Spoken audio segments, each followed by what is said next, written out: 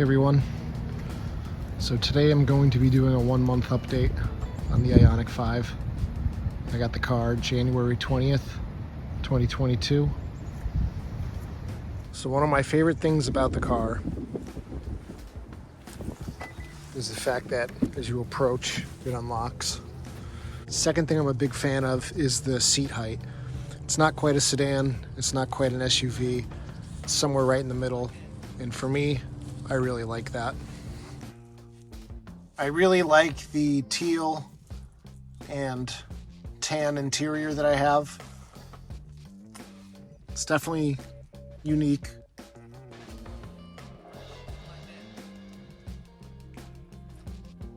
The red stitching is so nice. I think it looks so cool. The visibility in this car is fantastic. The A-pillars aren't overly bulky like in some larger SUVs where they literally will block cars in your periphery. I like that the dashboard is nice and low.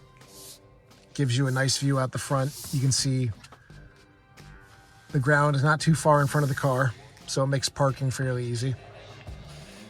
Something that I'm not super crazy about is this whole center console area. I'm kind of struggling with what to put in this area because in the past I would leave my wallet in my center console sometimes, other valuable things.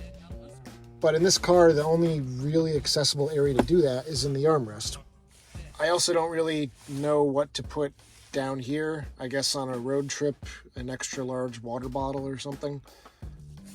Cup holder placement is great for my driving position. It puts my drink right where my arm rests, so I really like that. With the climate control system, I've never had this feature on any other car, but I know Hyundai and Kia are starting to implement it. But the 3-level auto climate is so good. It's so nice to get in the car and not have the air blasting immediately, like with cars that have 1-speed auto setting. As somebody who is 6'2", I really appreciate these nice, long, flat armrests. When I'm driving, they're very comfortable. They're nicely padded. Something else that I really appreciate with this car is the fact that auto hold is tied to the vehicle's memory. So when you get out of the car, lock it, walk away, come back, auto hold automatically is back on when you go to drive again. My last car had auto hold, but it didn't remember what setting you had it in, and it was extremely frustrating every time to get in the car to have to turn auto hold back on. And there were even times I would get in the car, start driving, come up to a traffic light, take my foot off the brake, and the car would start lurching forward because the auto hold wasn't back on. And that can be a little startling. For my driving position at 6'2", this is about the angle that I see the gauge cluster at. And when you turn the wheel sometimes, you'll obviously miss your speed or your range. It's not a big deal, but part of me wishes that I had moved up to the limited trim just so I could have the heads-up display.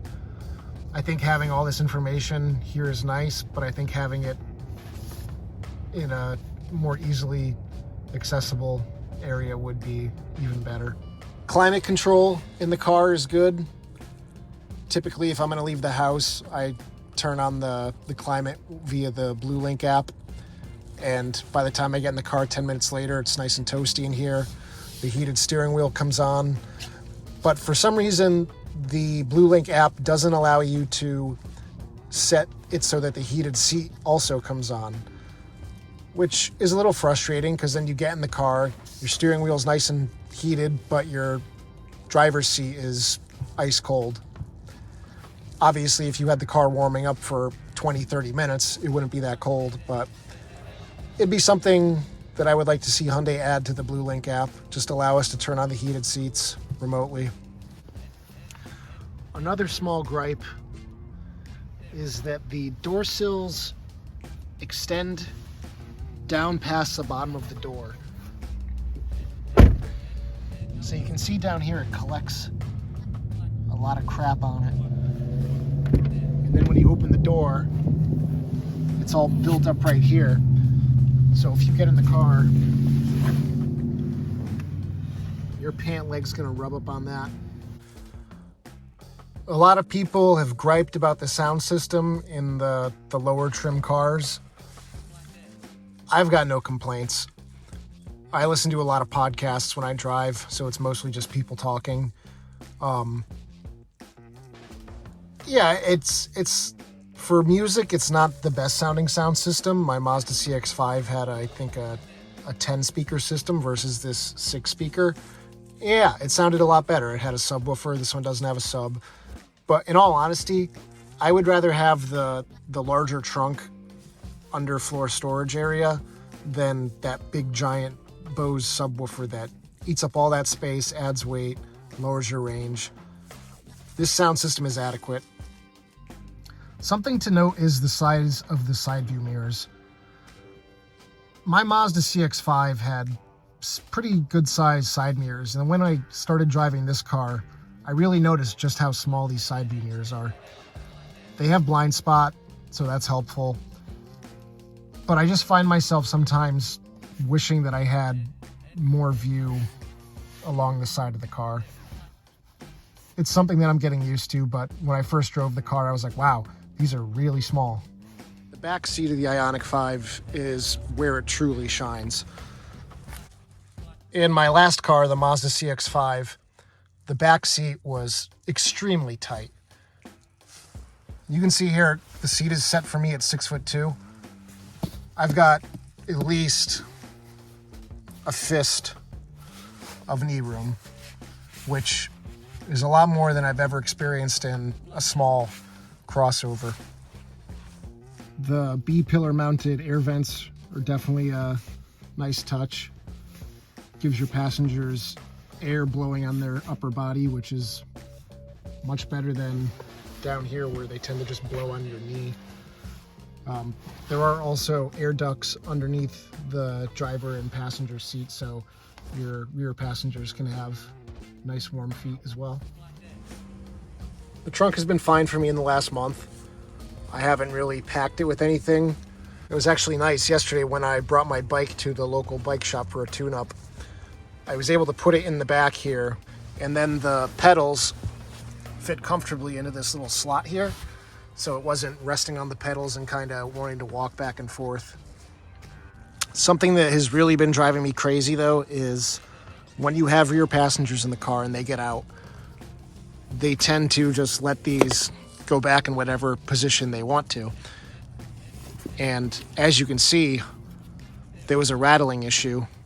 So Hyundai actually added this little flap of excess fabric to the back of the buckle so that when it is in here flat the way that it should be, that prevents it from rattling against this plastic here. Now when people get out of the car and they don't know that, they leave it like that, you start driving and then you start hearing this annoying little tapping sound. Something else that's a little gripe that annoys me is that on the SE and the SEL, you get these rear headrests that aren't removable. That option is only available on the limited trim. I don't understand that. Every car I've ever owned has had removable rear headrests. This is the first time I've ever seen a big fixed in place headrest. I love the fact that the hood has these pneumatic struts. Makes getting in under the hood so much easier. Now you can see in my Frunk, I moved the tire mobility kit, the first aid kit that I had no choice but to buy with the car, and the tire inflator. Those all live up here. I honestly don't see myself storing anything in this compartment other than these emergency supplies. So in the last 30 days, I've covered 1,188 miles, averaging 2.5 miles per kilowatt hour. The average temperature in my area has been exactly 32 degrees over the last 30 days. Most of my commute is highway driving. I do 30 miles round trip every day during the week, and 90% of that is highway driving at 70 to 75 miles per hour. But all those small little gripes aside, I still really like the car. I plan on keeping it for a few years at least. We'll see how it ages. This is such an exciting time for electric cars. There's going to be so much competition in the next few years that who knows, a couple years from now, this car might look ancient compared to what's coming out. But anyway, thanks for watching. Press the like button if you enjoyed watching. Subscribe if you haven't already. And I'll see you in the next video. Take care.